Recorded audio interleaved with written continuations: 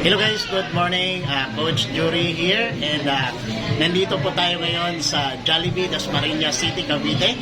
And ayan po, I'm so happy and gusto ko lang po i-congratulate si Tatay Sofronio Vito. Okay? First time po kami nagkakausap.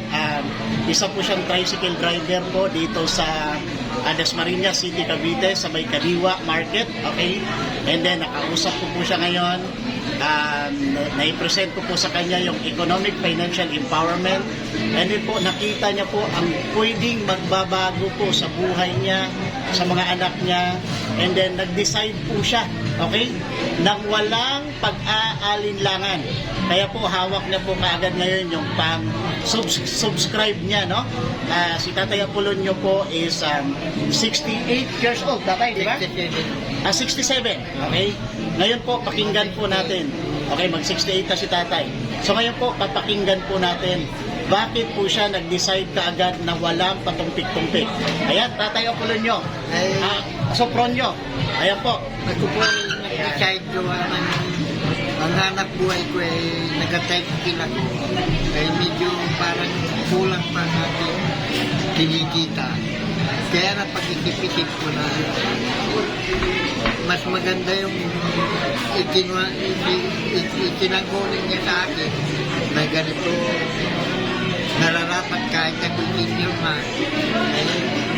madadagdagan pa ng kita ang aking hanap buhay. Yes. Napag tanto ko na maganda rin naman ang magiging kalabasan ng iba. Kaya maraming salamat po sa Lidboat. Yes po. Maraming salamat. Yan. At ako naman ay pili rin ninyo na isa sa magiging membro. Wow. Maraming salamat. At ganon din sa akin Coach Jury. Kung hindi po si Coach Jury, hindi magiging membro ako ninyo. Wow. Salamat po. Congratulations, Tatay. Okay, so maraming salamat at mabuhay po kayo. Ayan po yung patunay na sa negosyo po natin, hindi mo kailangan magpatumpik-tumpik, magdalawang isip, lalong-lalo na kung nakikita mo ang sarili mo in the next 3 to 5 years. Tatay, ano po ang nakita mo sa sarili mo mga 3 to 5 years simula ngayon? Pagsama-sama natin gagawin ang lingkod. Ay, masaya naman ako sa araw na ito ay nabigyan pa ako ng pagkakataon na at ang Panginoon ay alam niya na nagahirap ako kaya yun may taong isang mabuting loob na ganito na dagdagan pa ang aking hanap buhay.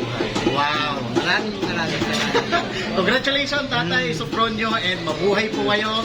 God bless. So isa lang po ang patunay na hindi hadlang ang edad para gawin mo si Lidboat. Okay? So maraming salamat, Tatay, and welcome to Team India. Thank you. Congratulations. Bye-bye.